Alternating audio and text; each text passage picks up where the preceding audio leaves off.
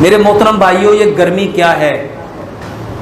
یہ جس کو کبھی کہتے ہیں جگر میں گرمی ہے، کبھی کہتے ہیں معدے میں گرمی ہے، کبھی کہتے ہیں مثانے میں گرمی ہے، میرے محترم بھائیوں یہ ایسیڈیٹی ہے، تیزابیت۔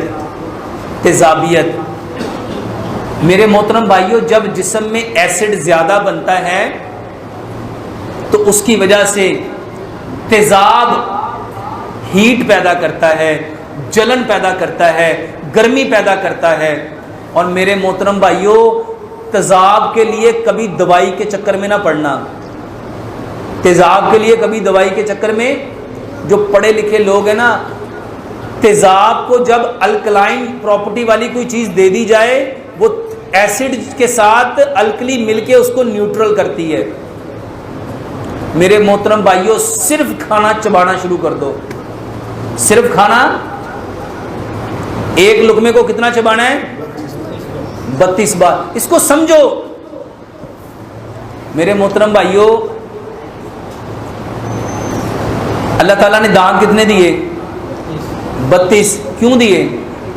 4 طرح کے دانت ہیں، 8 دانت ہیں ایک نوک والے، جس کا کام ہے کھانے کو کاٹنا، 8 دانت ہے 2 نوک والے، اس کا کام ہے کھانے کو پھاڑنا، 8 دانت ہے 3 نوک والے، اس کا کام ہے کھانے کو چیرنا، اور 8 دانت ہے 4 نوک والے، اس کا کام ہے کھانے کو پیسنا۔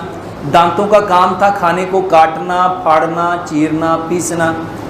اور میرے محترم بھائیوں، جب یہ بار بار چبائیں گے تو آپ کے جو سلیوری گلینڈ ہے نا، اس میں سے سلائیوا پروڈیوس ہوگا۔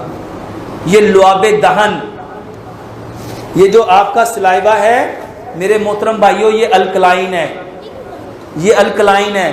جب یہ سلائیوا آپ کے ایسڈ کے ساتھ ملے گا تو اس کو نیوٹرل کر دے گا۔ اس کی تیزابیت کے لیے دوائیوں کے چکر میں نہ پڑو، سب سے پہلے وہ وجہ جانو جس سے یہ ایسڈ بڑھتا ہے۔ میرے محترم بھائیوں، جب آپ کھانا سلور کے برتن میں پکاتے ہو نا، وہ کھانا ایسیڈک ہوتا ہے۔ جب آپ پریشر کوکر میں کھانا پکاتے ہو، کھانا ایسیڈک ہوتا ہے۔ جب آپ اپنا کھانا میرے محترم بھائیوں نان سٹک میں پکاتے ہو، ٹیفلون میں پکاتے ہو، وہ ایسڈ بنتا ہے۔ جب آپ کا کھانا کوکنگ آئل میں بنے گا، ایسیڈک ہوگا۔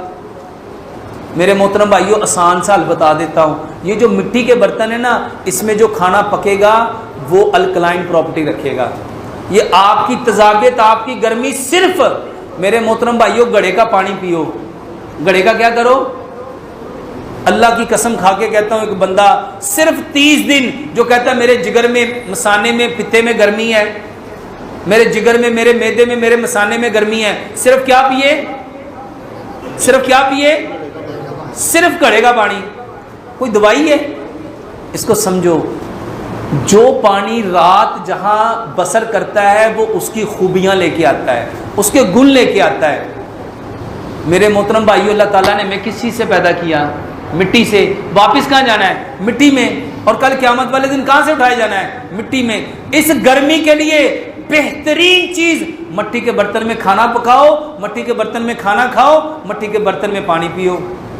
اور اس کے بعد یہ جو سرسوں ہے نا، یہ سرسوں ٹھنڈی ہوتی ہے، سرسوں۔ اور میرے محترم بھائیوں، یہ بھی الکلائن ہے۔ اور جتنے آپ کوکنگ آئل استعمال کرتے ہو وہ سارے تیزاب ہیں، کیونکہ وہ کیمیکل ہیں۔ اس کو بند کر کے سرسوں کا تیل استعمال کرو۔ اور میرے محترم بھائیوں، اس کی بہترین دوائی یہ جو امبلی اور آلو بخارے کا پانی ہے، واللہ بہترین دوائی ہے۔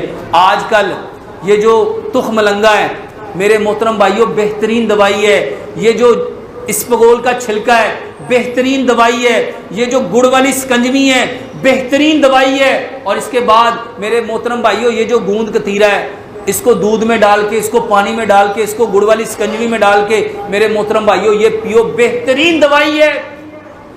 امبلی اور آلو بخارے کا پانی بہترین دوائی ہے۔ آج کل جو فالسا آیا ہوا ہے میرے محترم بھائیوں، اس کا جوس بنا کے پیو، بہترین دوائی ہے۔